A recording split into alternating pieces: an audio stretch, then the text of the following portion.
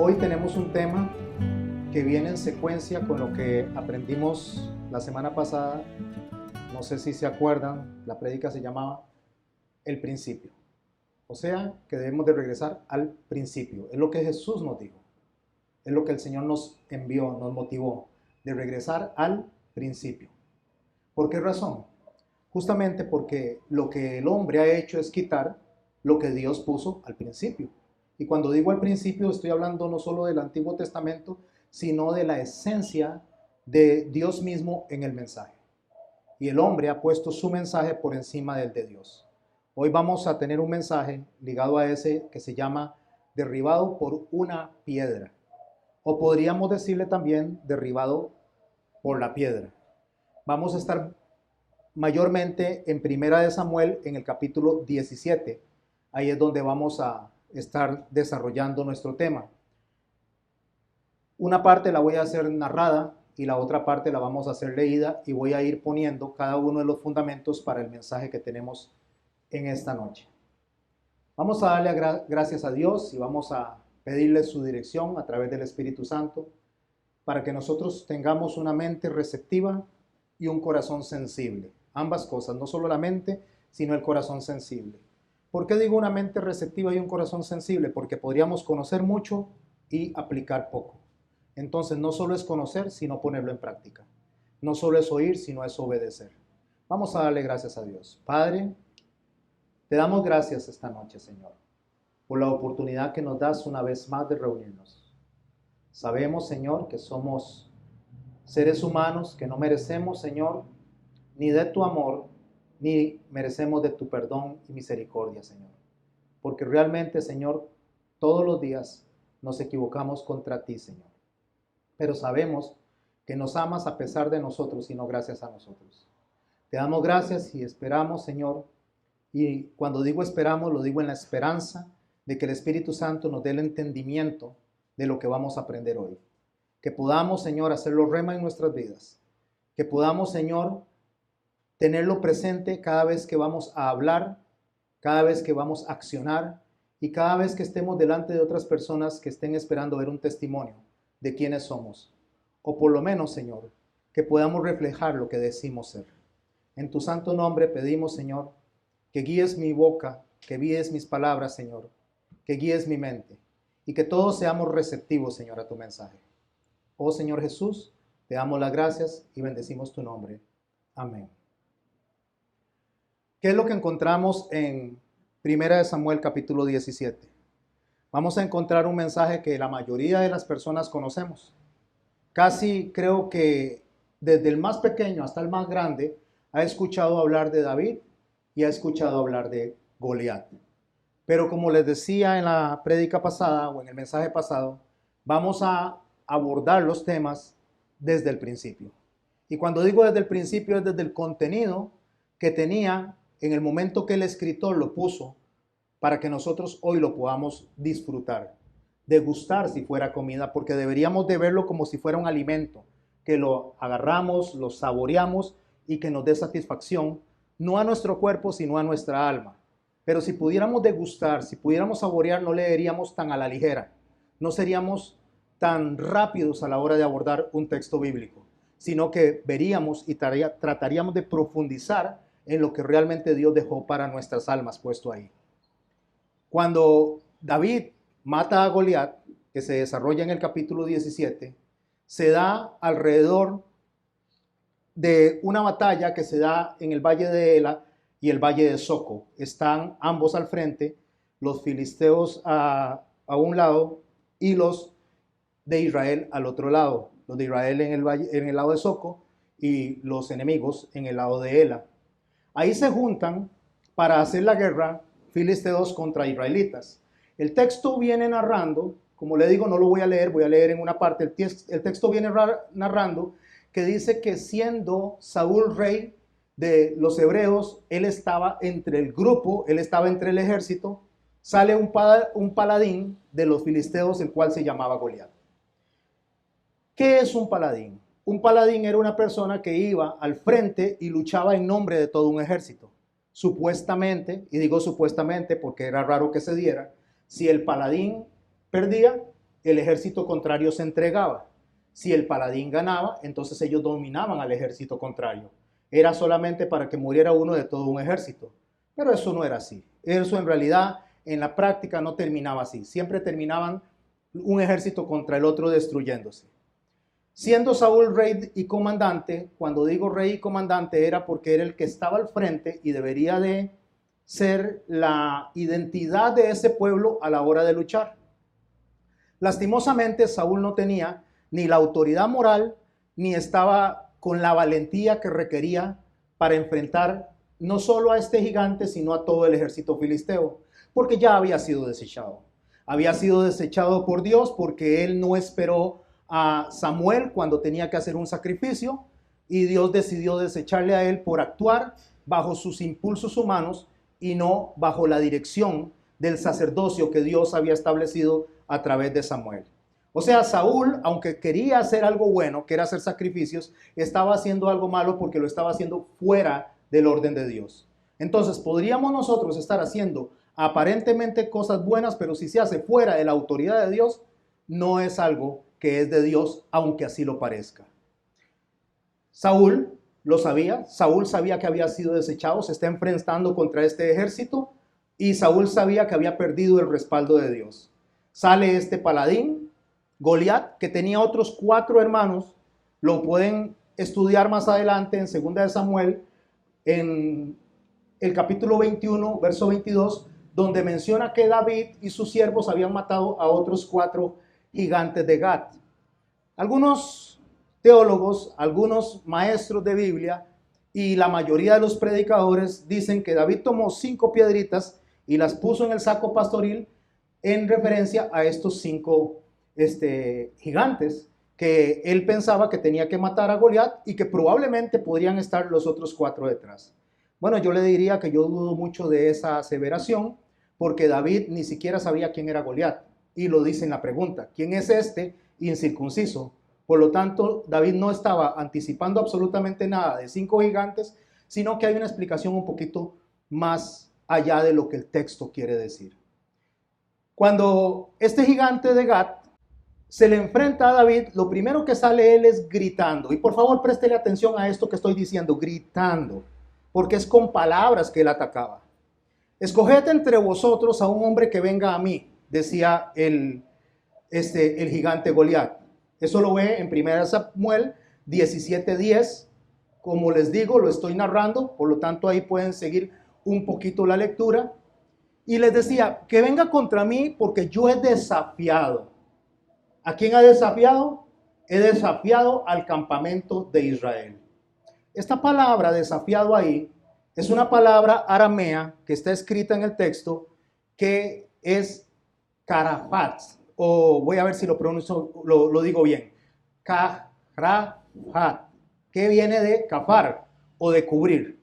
Cuando este hombre, este gigante le dice a él o le dice a ellos que le envíen a alguien que luche contra él, que batalle contra él, porque él ha desafiado, la palabra correcta, si lo pudiéramos traducir a nuestro idioma, lo que él dijo es: yo he descubierto.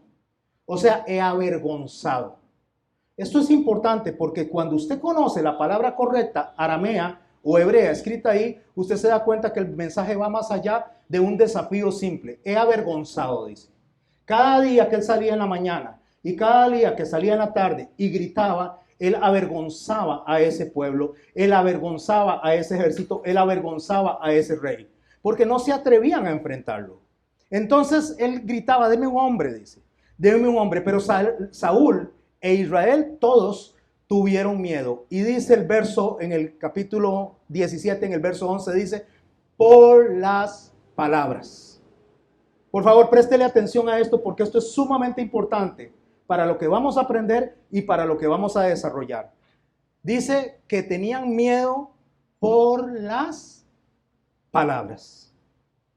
¿Tenían miedo por las armas? No. ¿Tenían miedo por el ejército? No. ¿Tenían miedo por, qué le puedo decir? Por ver cómo los estaban acorralando? No. Tenían miedo por las palabras. Y esto es muy importante y les voy a decir por qué. Porque muchas veces usted y yo nos sentimos atacados, y no solo atacados, porque si solo fuera eso, sino nos sentimos disminuidos, avergonzados, incluso se nos bajan las baterías por las palabras que nos dicen. Ni siquiera nos pueden atacar porque no nos pueden atacar. Tal vez alguien dice algo que no somos o nos acusa de algo que no somos y aunque no lo seamos, nos sentimos rendidos ante esas palabras como si fueran verdad. O sea, nos dejamos, como diríamos aquí en Costa Rica, apantallar. Apantallar por la forma en que nos hablan. Bueno, en Génesis capítulo 3, cuando Adán es descubierto, una de las cosas que Adán dice es, cuando el Señor lo busca, cuando Dios lo está buscando y le dice, Adán, Adán, ¿dónde estás? Adán no le responde, sino que de un momento a otro sale y le dice, Señor, me escondí porque tuve miedo. ¿Por qué? Porque estaba desnudo. O sea, estaba kafar, estaba kajaraf, estaba al descubierto, me quitaron la protección, me desnudaron y por eso es que me escondí.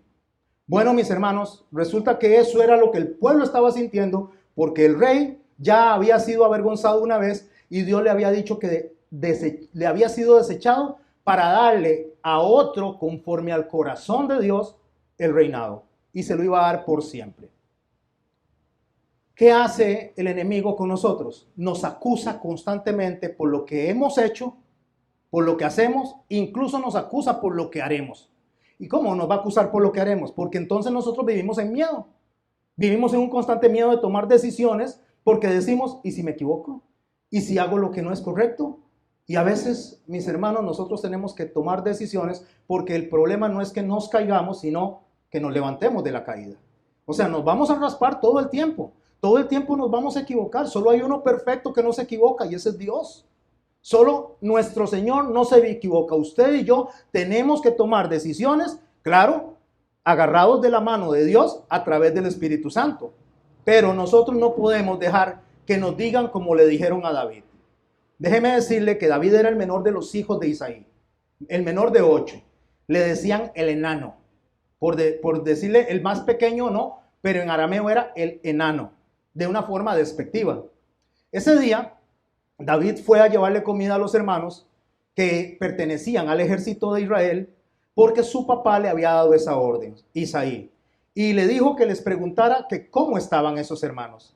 David se levanta en la mañana, se va a hacer lo que su papá le dijo, un joven sumamente obediente, y se encuentra con esta escena de Goliat gritando y desafiando al ejército de Israel, desafiando y gritándole a Saúl y diciéndole las mismas palabras todos los días, mañana y tarde, mañana y tarde. Hay un escritor que se llama Paul David Tripp. Él escribió un libro que se llama La Guerra de las Palabras. Es interesante cuando usted lee este libro, porque dice él que la mayoría de los problemas que usted y yo experimentamos se debe y surge por haber usurpado la autoridad de Dios a la hora que hablamos.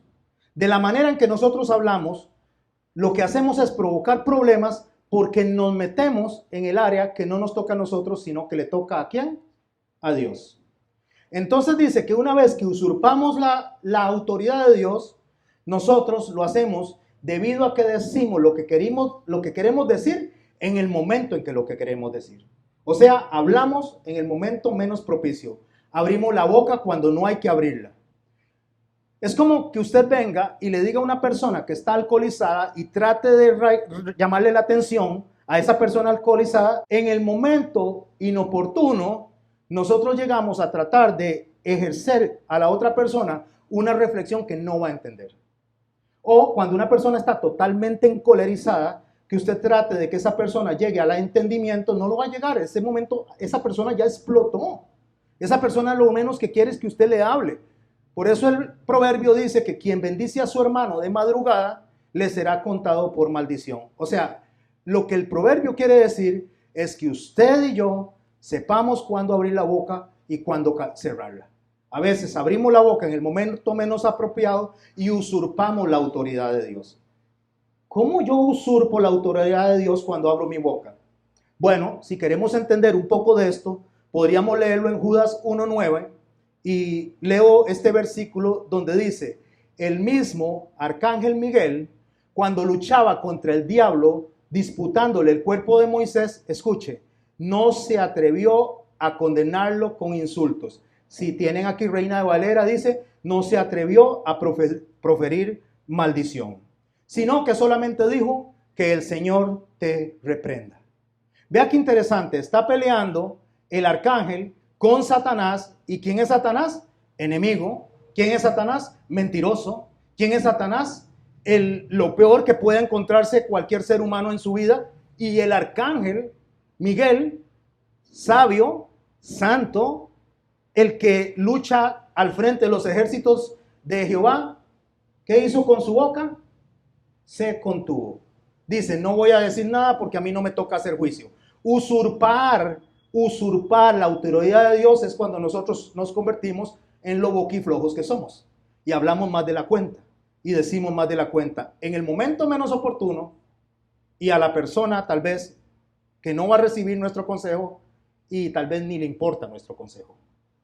En 1 de Pedro 2:22 dice el apóstol o escribe el apóstol, Cristo no cometió ningún pecado ni engañó jamás a nadie. Escuche, Cristo no cometió ningún pecado ni engañó jamás a nadie. Cuando lo insultaban, no contestaba con insultos. Cuando le hacían sufrir, no amenazaba, sino que hacía, se encomendaba a Dios que juzga con rectitud. ¿Qué cosa? Estamos hablando de el arcángel Miguel. Pero ahora estamos hablando de Cristo, de Dios mismo. Hecho hombre, se contuvo y no abrió su boca porque dice, lo dejo al que juzga justamente. ¿O será que él no podía juzgar justamente? Por supuesto que sí. Pero este texto está para que usted y yo aprendamos que somos muy, voy a repetir, y disculpe lo que estoy diciendo, boquiflojos. O sea, hablamos más de la cuenta. Nuestro Señor dijo en una oportunidad, no es lo que entra por la boca lo que contamina al hombre, mas lo que sale de la boca, esto contamina al hombre, porque del corazón sale. ¿Qué es lo que dice? Que cuando usted y yo abrimos la boca, y más si lo hacemos enojados, lo que está saliendo es lo que realmente somos. Y nosotros podemos aparentar lo que nos dé la gana, pero a la hora de llegada, cuando nos apretan, va a salir lo que realmente somos. Y eso es lo que nuestro Señor Jesucristo dice. Y como lo que está dentro es lo que somos, nosotros deberíamos de ser más prudentes a la hora de abrir la boca. Y digo nosotros todos, absolutamente todos. Volvamos al relato que venía de David. ¿Qué era lo que hacía Goliat? Goliat dice que mientras David estaba hablando con sus hermanos, verso 23 del capítulo 17 de Primera de Samuel, dice que mientras David estaba hablando con sus hermanos, Goliat salió una vez más ¿a qué? A gritar y desafiar al ejército de Israel. ¿Ya saben qué significa desafiar? Avergonzar, quitar la capa, quitar la protección. ¿Qué protección tenía el ejército de Israel? La protección de Dios. Es su pueblo. Él decide protegerlo. Pero Goliat viene y quita eso. ¿Puede quitar Goliat a Dios? ¿Puede quitar a Satanás a Dios? No, pero nosotros sí podemos apartarnos de la sombra de Jehová. Nosotros sí podemos hacernos a un lado del consejo de Dios cuando nosotros prestamos más atención a las voces de afuera que a la voz de Dios. Eso era lo que estaba pasando ahí. Entonces sale nuevamente mañana y tarde durante 40 días. Solo que esta vez Goliat se encontró con algo que no esperaba. David oyó esas palabras.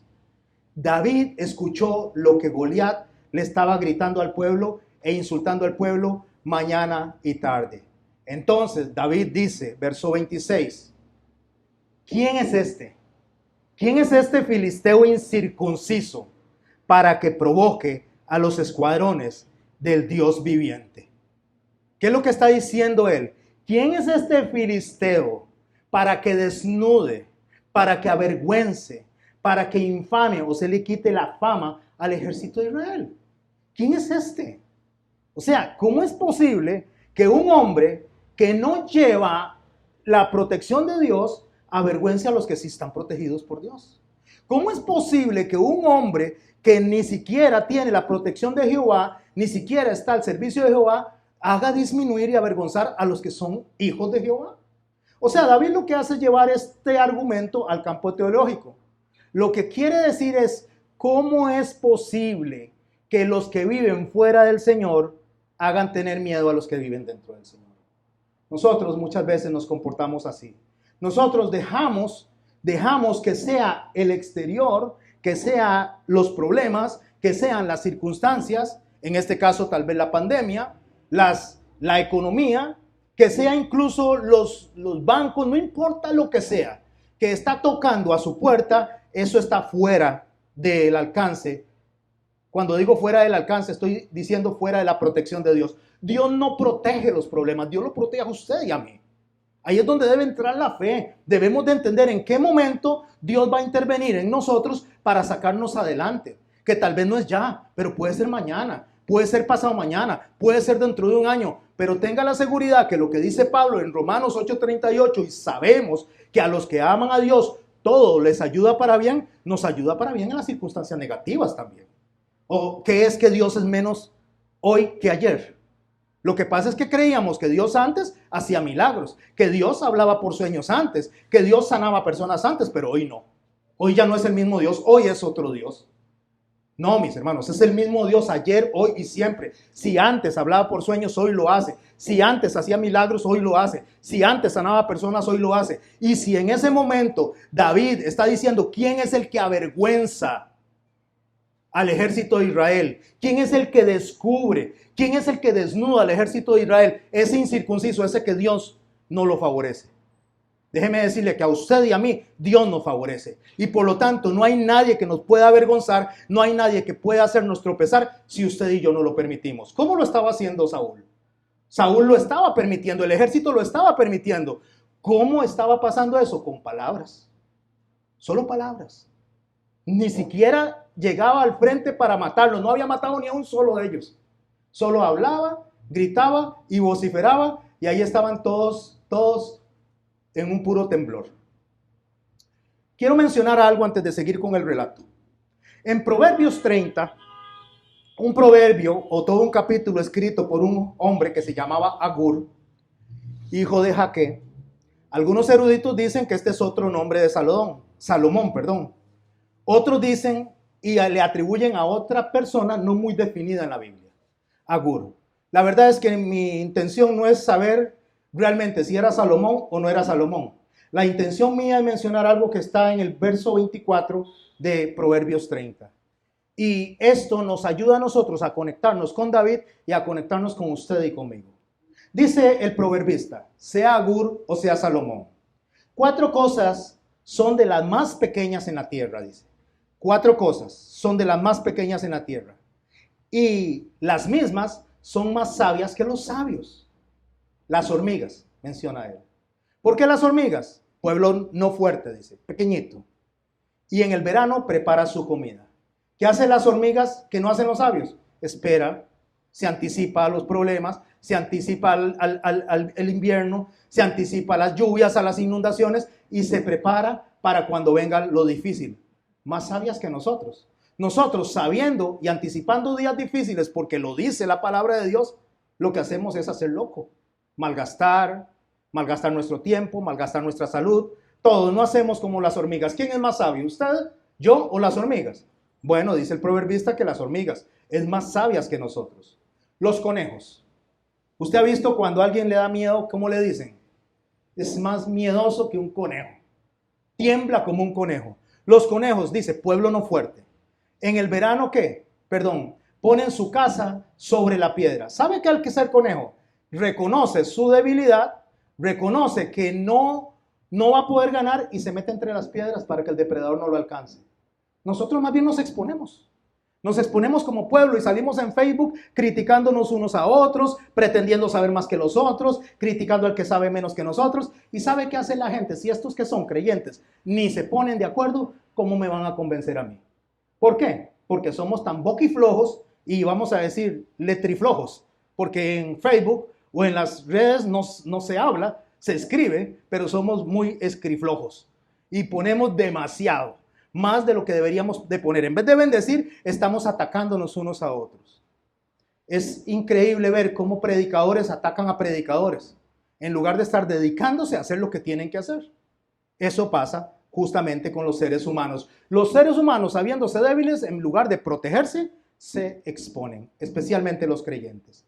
Las otras son las langostas, las que quiero mencionar en el texto de David cuando David dice que este filisteo incircunciso viene a atacar a los escuadrones del ejército de Israel.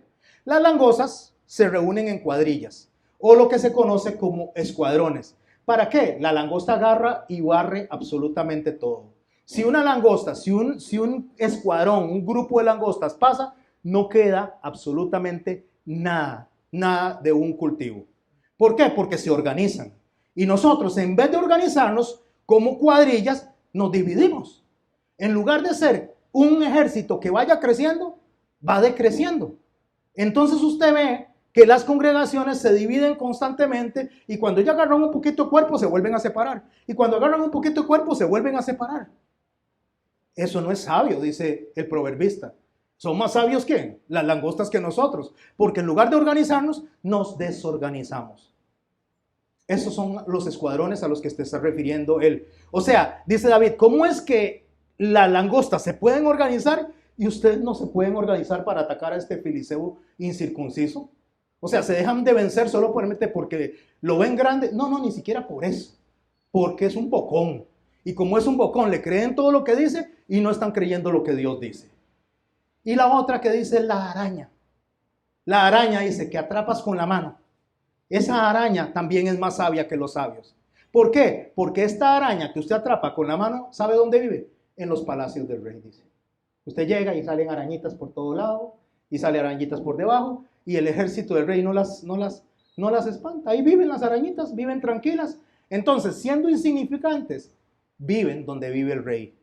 El que habita al abrigo de Dios morará bajo la sombra del Omnipotente. Si nosotros, insignificantes, bocones, boquiflojos, y que no sabemos hacer las cosas, nos rindiéramos realmente al regazo del Señor, nosotros no tendríamos el problema de andar avergonzados ni que nos avergüencen.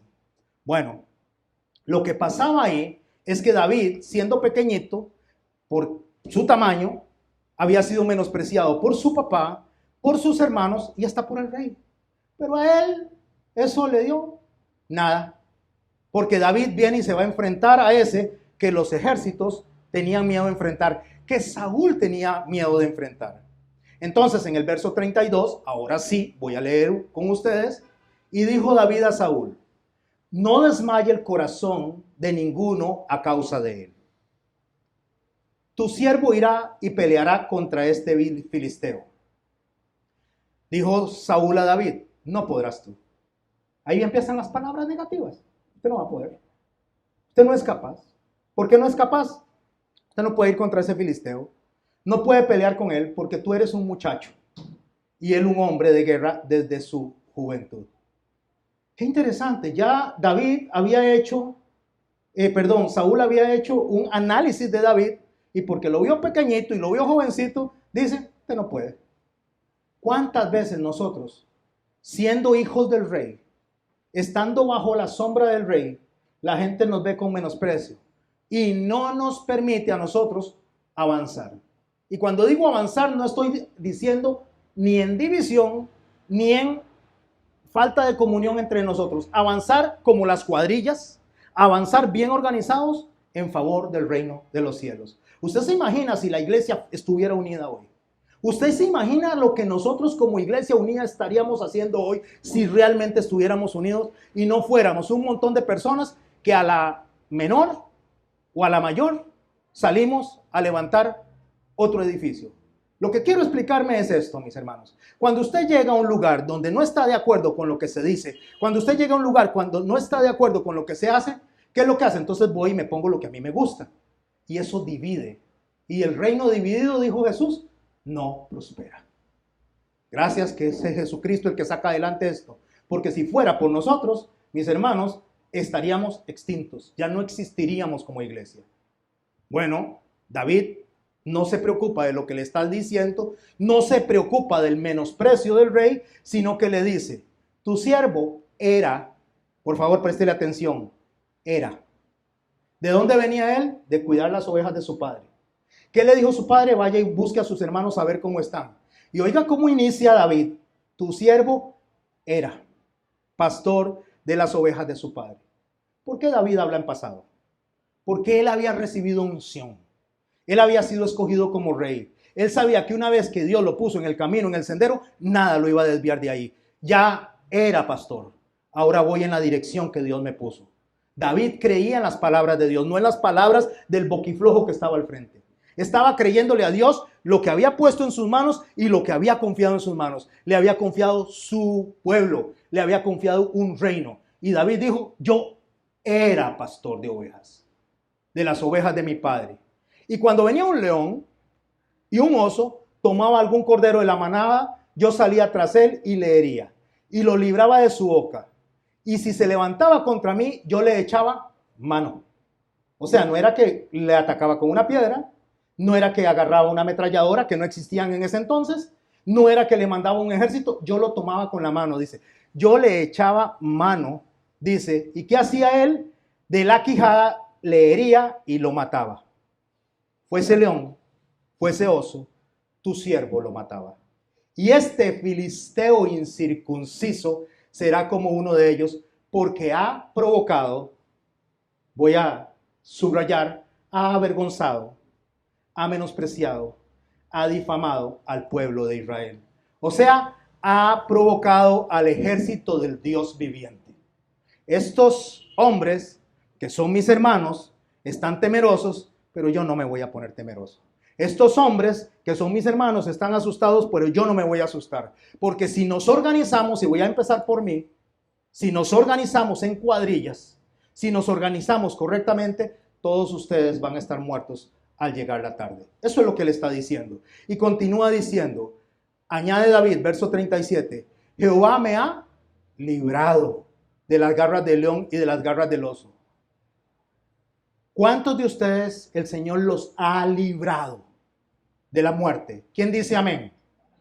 ¿Cuántos de ustedes Dios los ha librado de enfermedades bastante serias? ¿Quién dice amén? ¿Cuántos de ustedes Dios los ha librado de problemas y de diferentes tipos de circunstancias donde usted se sentía agobiado? ¿Cuántos Dios ha hecho eso en ustedes?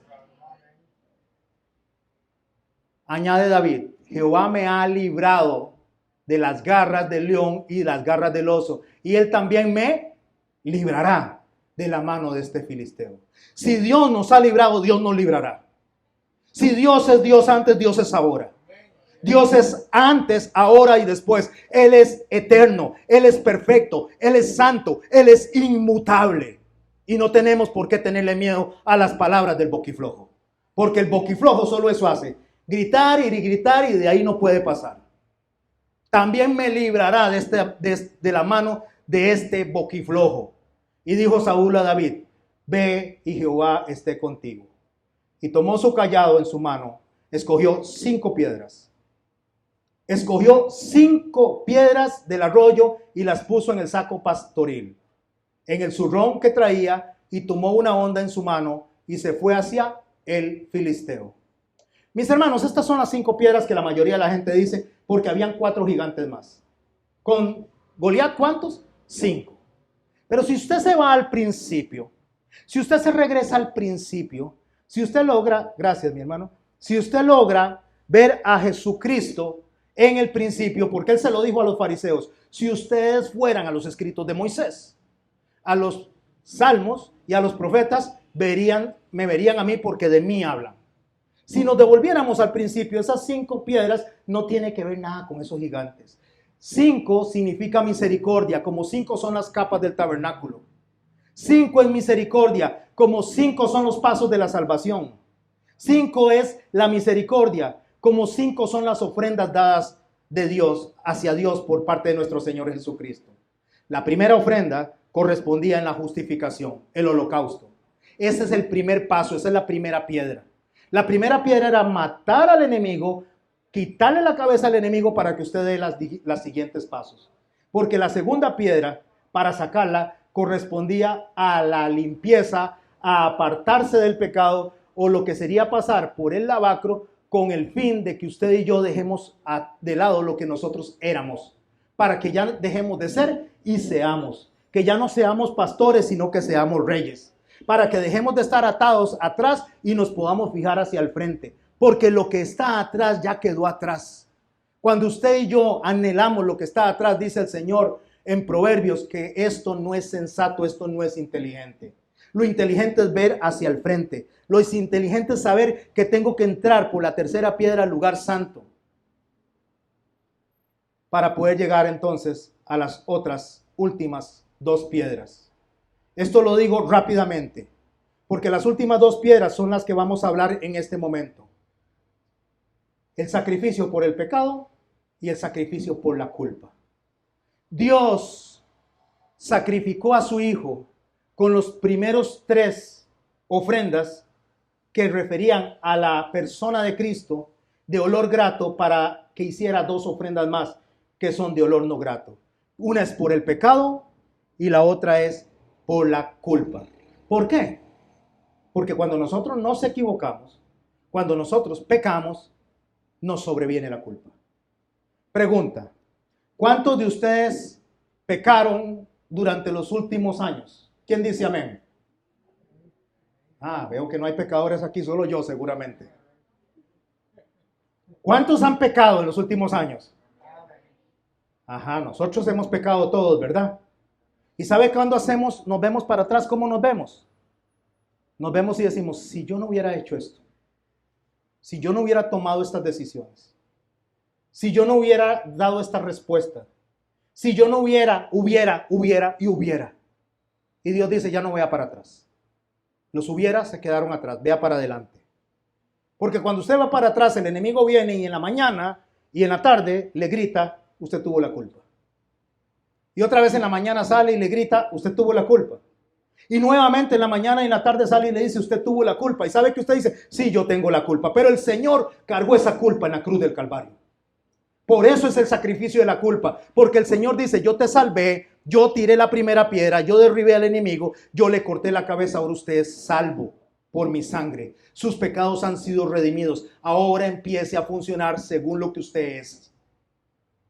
¿Y qué es usted? Usted es uno del escuadrón de los ejércitos de Jehová. Que si se sabe organizar, usted va a vencer a las huestes del enemigo. ¿Cómo? ¿Cómo es que nosotros podemos vencer al enemigo juntos? Cuando nosotros entendemos quién derribó al enemigo, quién tiró la primera piedra, cuándo fue que el enemigo fue vencido. Por eso es que nosotros tenemos que comprender lo que el Señor nos enseña a través del principio, a través del ayer, a través, no para traerlo para acá, no, porque no es para traerlo para acá. Cuando digo traerlo para acá, me refiero a que no nos vamos a quedar en nuestros problemas, sino que vamos a entender que nuestros problemas fueron vencidos en la cruz del Calvario desde antes que usted y yo naciéramos. Aún no habíamos nacido cuando Dios ya había resuelto nuestra vida. Aún, dice la palabra, no ha llegado al oído de Jehová cuando ya Él la escuchó sin que haya salido de nuestra boca y ya tiene la respuesta. ¿Y sabe cuál es la respuesta que Él tiene? A nuestro Señor Jesucristo. Entonces, ¿qué somos nosotros? ¿Qué somos? ¿Es más sabio el conejo? Que cuando nos da miedo nos escondemos o nos refugiamos en nuestros propios pensamientos. ¿O qué es más sabio? ¿Son más sabias las langostas que nosotros? ¿Que las langostas sí se saben organizar? ¿Quién es más sabio? Usted y yo deberíamos de ser más sabios, porque usted y yo deberíamos de conocer las palabras de Jesús, que son más fuertes y más poderosas que las palabras del bocón que está al frente. Porque Jesús es que tiró la piedra para derribar al enemigo, y el enemigo está muerto, el enemigo está eliminado. No, pastor, usted está equivocado. El enemigo todavía funciona, Satanás funciona hasta donde usted le permita. Hasta donde usted le permita. Satanás no puede ir más allá de lo que le permita. Por eso la otra semana vamos a hablar del síndrome de Lot. Las puertas que se van abriendo. Cuando se abre una primera puerta, demás puertas se van abriendo. Si usted agarra el primer cigarro, muy probablemente podría terminar de drogadicto. Si usted agarra y se mete en la primera deuda, eso va a agarrar y va a ser una cadena, y cuando se da cuenta, estamos hasta el cuello.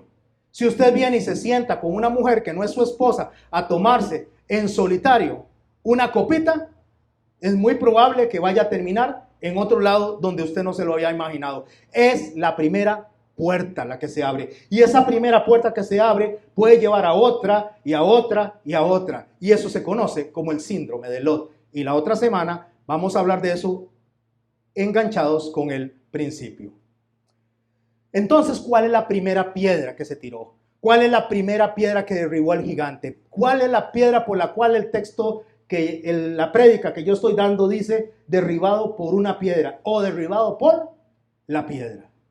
Primera de Pedro en capítulo 2, versos 6 y al 8, dice así: por lo cual también contiene la escritura: he aquí pongo en Sión la principal piedra de ángulo, escogida, preciosa. Y el que creyere en él no será ¿qué? Avergonzado, no será descubierto, no será quitado su cubierta. ¿Quién? El que creyere en él. No el que creyere en el enemigo, no el que creyere en Goliat, sino el que creyere en Jesucristo. ¿A quién le vamos a creer? ¿A Satanás o a Dios? ¿Quién dice la verdad? ¿Satanás o Dios? Pero ¿sabe a quién le creemos nosotros? A Satanás más que a Dios. Y tratamos de resolver a nuestra manera y no a la manera de Dios. Para vosotros, pues los que creéis, ¿quiénes son los que creen aquí en Jesucristo? A ver, ¿quién cree en Jesucristo? ¿Quién dice amén con fuerza? A usted que dijo amén. A usted que dijo yo creo en Jesucristo. Para ustedes los que creen, ¿sabe qué Él es? Él es precioso. Él es precioso.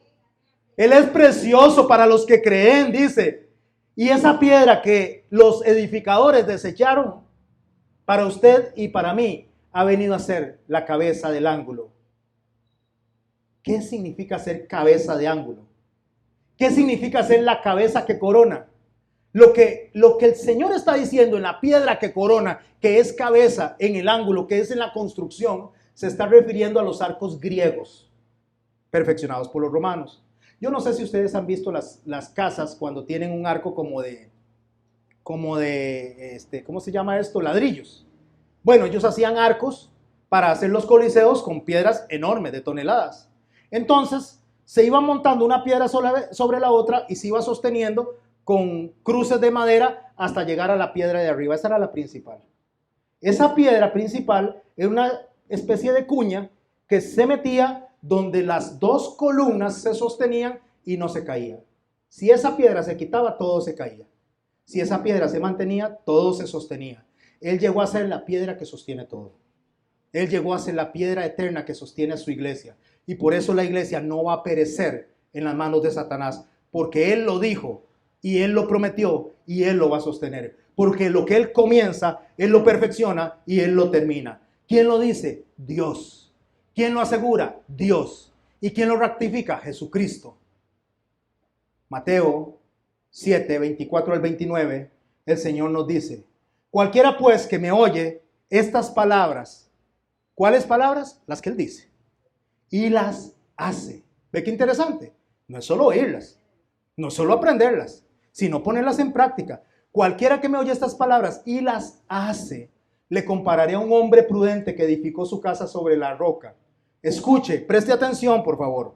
Yo sé que usted ha oído muchas veces este verso y este verso lo está escuchando una vez más. Pero no importa cuántas veces lo escuche, la palabra de Dios está viva, es eficaz y hoy le va a hablar a su corazón igual que me habla al mío. Porque la palabra de Dios no cansa, la palabra de Dios edifica el alma. La palabra de Dios hace que nuestra alma sienta vida, es deliciosa, es un manjar, es alimentarse con ella.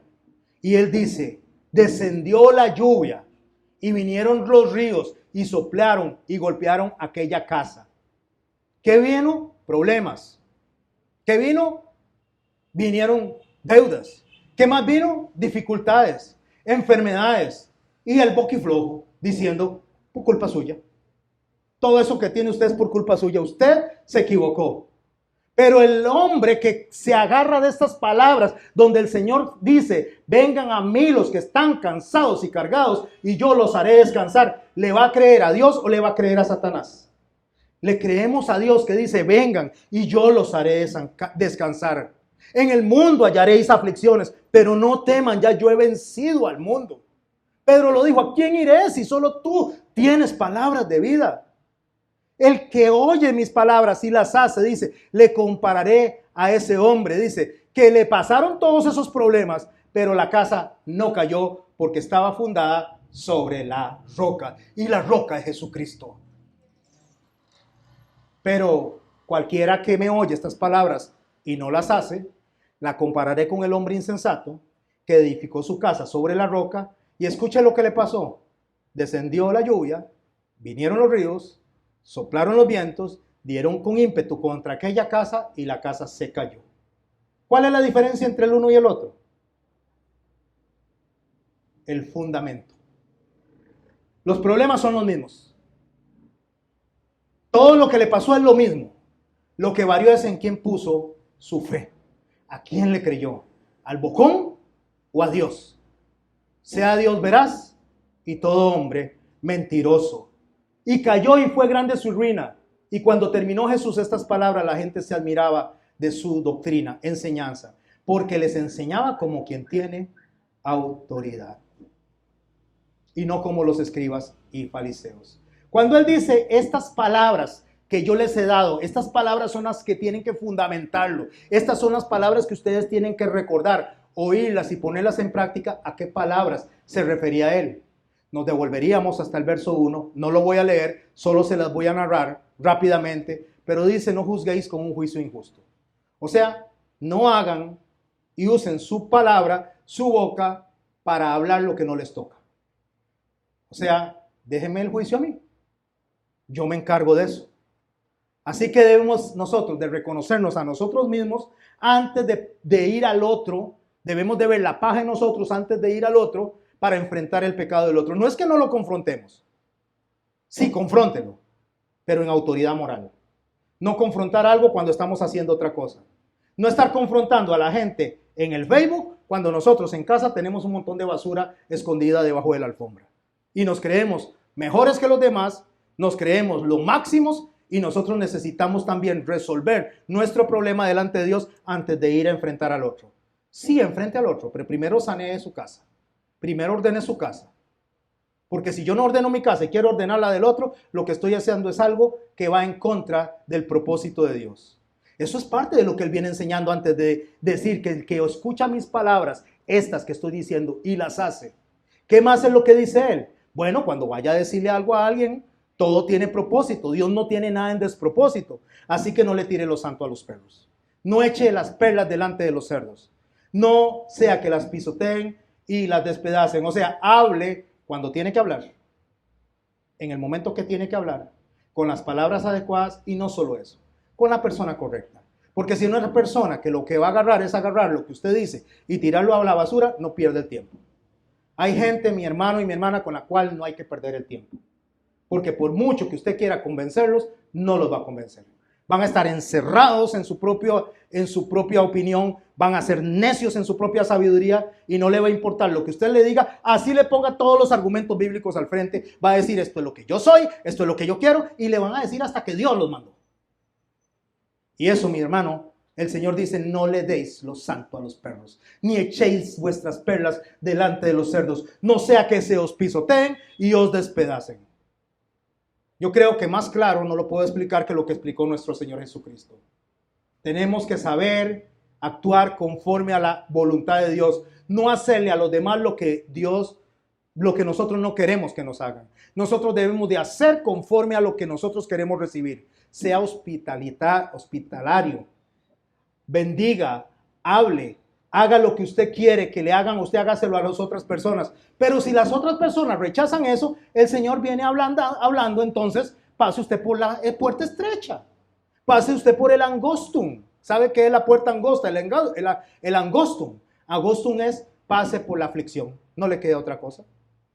Si las personas lo quieren pisotear, bueno, entonces pase usted por el angostum dejando pasar por alto la ofensa, perdonando al enemigo, orando por él, y el que juzga justamente se va a encargar de eso. Pero ¿cómo voy a hacer eso? Es que yo no soporto, mire, me llena el buche. Quiero explotar, la verdad es que quiero sacar todo lo que está aquí y mandar los nueveciticos. Y el Señor dice, déjeme a mí eso. Yo soy el que juzga justamente. Yo me encargo. Usted no haga eso. Usted pase por la puerta estrecha. O sea, no nos expongamos dando frutos que no son de nuestro corazón. Porque los frutos que deben de salir de nosotros son los frutos del Espíritu Santo. ¿Y cuáles son los frutos del Espíritu Santo? El fruto de la venganza, el fruto de la gritería, el fruto del desquite. No, el fruto del amor, el fruto del perdón, el fruto de la compasión. Eso los hace hijos míos. Eso es lo que los identifica conmigo. Y ahí viene y cierra esas palabras que dice más adelante que si las oímos y las ponemos en práctica, estaremos poniendo nuestra casa sobre el fundamento que es la roca, que es Él. Y dice, verso 21 del capítulo, ¿en dónde estoy? En Mateo capítulo 7, dice así, cierra estas palabras antes de las anteriores. No todo el que me dice, Señor, Señor, entrará en el reino de los cielos, sino el que hace la voluntad de mi Padre que está en los cielos. ¿Sabe qué es lo que está diciendo Él? Es lo que está diciendo, no porque usted me diga que es cristiano. No porque usted me diga que es pastor. No porque usted me diga que es creyente. Es más, no porque usted me diga a mí que está haciendo una función para mí, significa que la está haciendo para mí. Si la está haciendo fuera de mi propósito. Porque nada lo que se haga para Dios tiene despropósito. Todo tiene propósito. ¿Y cuál es el principal propósito por el cual nosotros nos debemos de mover? Por la ley perfecta de Dios, la ley del amor. Y si algo que yo hago les lastima a ustedes, y yo sé que los estoy lastimando y no me importa, entonces ya no estoy haciendo algo según el propósito de Dios. Porque no es así como funciona el propósito de Dios. El propósito de Dios funciona en que yo vele por los pequeñitos que creen en Él. Porque dice el Señor que si yo hago tropezar a esos pequeños, y no estoy hablando de niños, estoy hablando de inmaduros, personas nuevas en la fe, si yo hago tropezar a esos pequeños, ¿sabe qué va a pasar conmigo? Mejor me fuera a ponerme una piedra del molino de asno en el cuello y tirarme al fondo del mar. ¿Sabe cuánto pesaba la piedra del molino de asno? Más de 3 toneladas. Ahora imagínese usted en alta mar, en un barco, y que agarren una piedra de 3 toneladas y se la amarren en el cuello de forma que no se pueda soltar y lo tiren. ¿Qué cree que va a pasar con usted y conmigo? ¿Usted cree que salgamos adelante en las profundidades del océano? No. Entonces lo que el Señor está diciendo es, a ese le va a ir mejor que a usted. Si usted sigue lastimando a mis pequeños, si usted sigue dividiendo mi iglesia, si usted sigue comportándose con eso, si usted sigue hablando como habla en el Facebook, si usted sigue escribiendo como escribe en el Facebook, si usted sigue criticando como critica, si usted no hace lo que yo le digo que bendiga, ¿sabe qué le va a ir? ¿Cómo le va a ir? Le va a ir mejor al que tiene la piedra del molino de asno. Eso es lo que está diciendo. Mejor le fuera ponerse una piedra del molino de asno en el cuello y tirarse al fondo del mar. ¿No cree usted que Jesús está siendo un poquito rudo en lo que está diciendo? A ese le va a ir mejor que a usted. Ahora piense, si usted tiene una piedra de 3 toneladas amarrada en el cuello y lo tiran al fondo del mar, y a ese le va mejor, ¿cómo será que nos va a nosotros entonces? ¿Puede dimensionar eso? Goliat le dice a David, verso 45, volvemos al capítulo 17 de Primera de Samuel, y viene el bocón donde David, y le dice, ven a mí, y daré tu carne a las aves del cielo y a las bestias del campo. Entonces le dijo David al filisteo, tú vienes a mí con espada y lanza, y jabalina, mas yo vengo a ti en el nombre de Jehová de los ejércitos. ¿Sabe qué le está diciendo? Yo vengo con la autoridad de Dios a vencerte. Yo no vengo con palabrerías. Yo no vengo con palabras vacías. Yo no vengo a hablar por hablar. Yo no me voy a convertir en lo que usted está haciendo.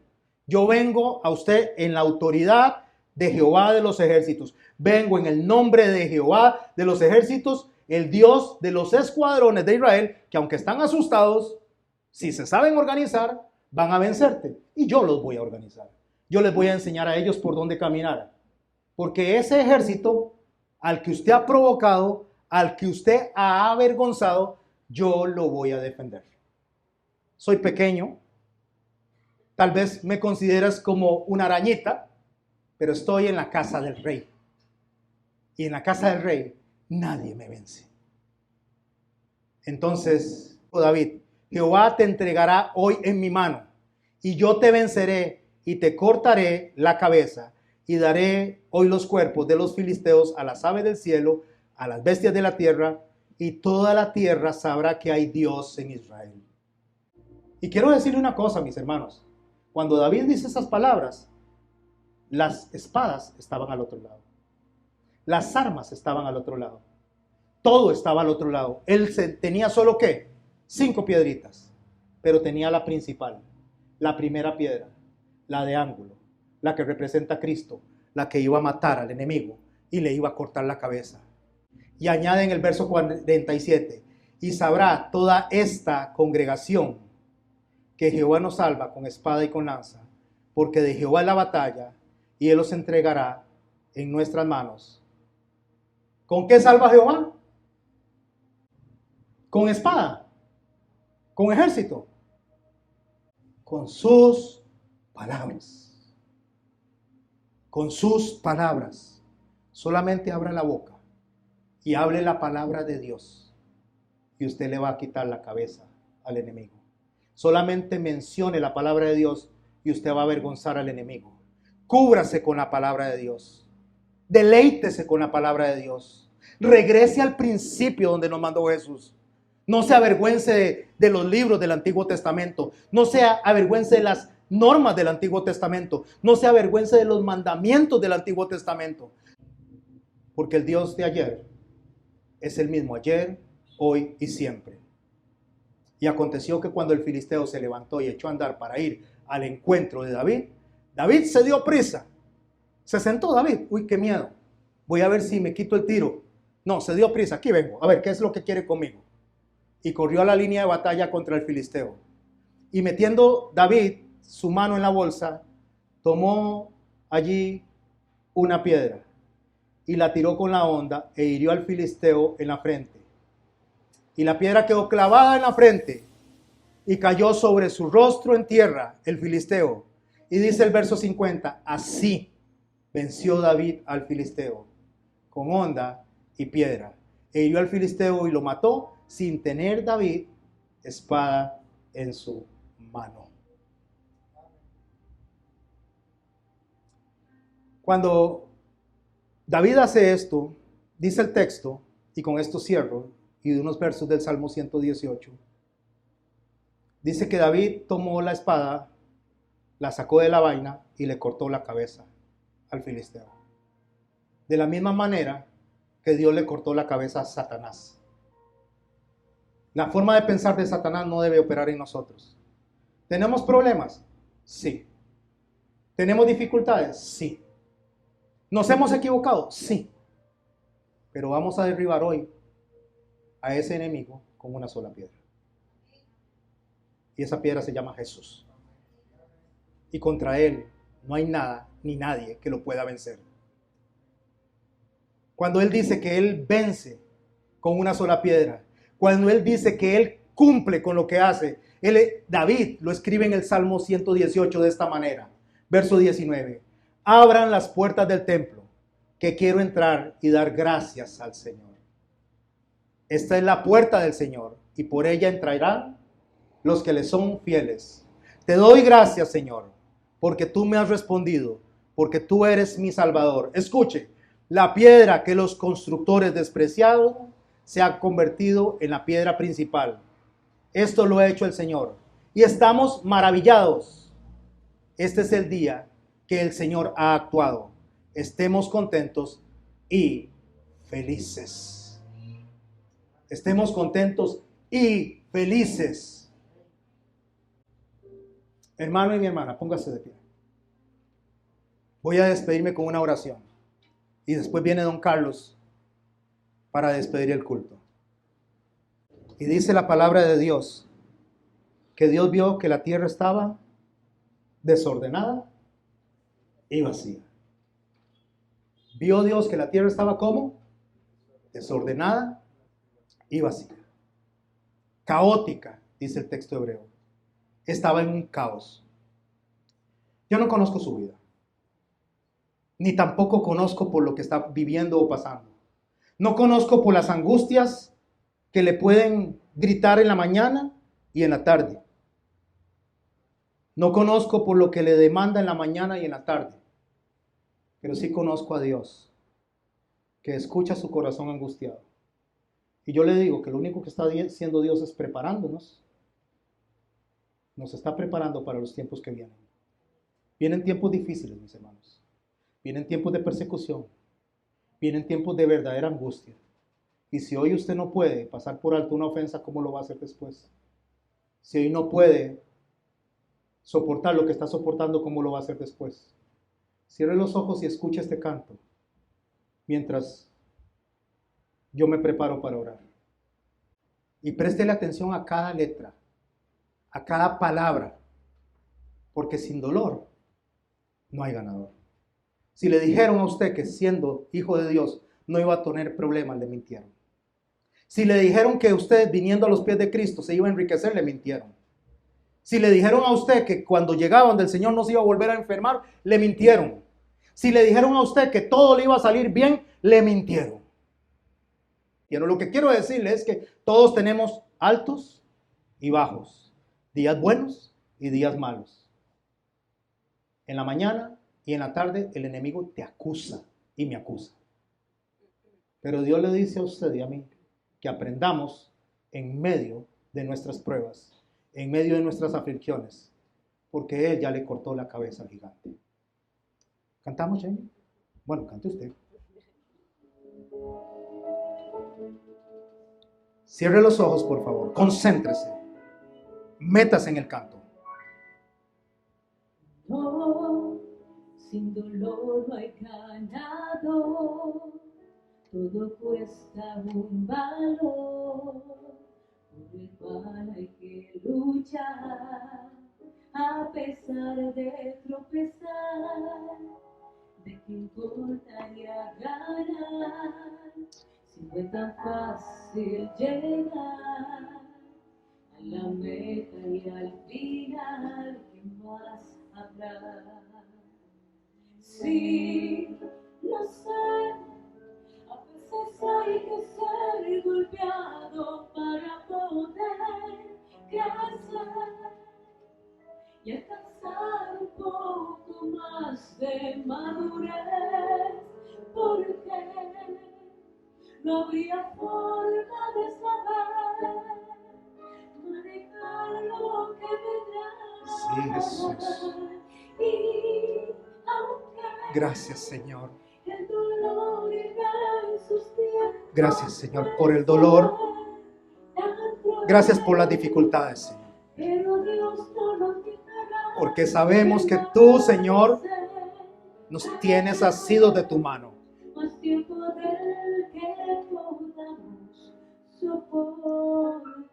Cántele al Señor, mi hermano. Cántele al Señor con lo más profundo de su alma. No le crea al bocón, no le crea al enemigo. Créale lo que Dios dice. No quieres pasar dificultad, pero a veces servirá para despertar el don. Oh, Jesús, gracias, Señor. Y salir de la comodidad que te aferras el lugar y a la meta con firmeza avanzar.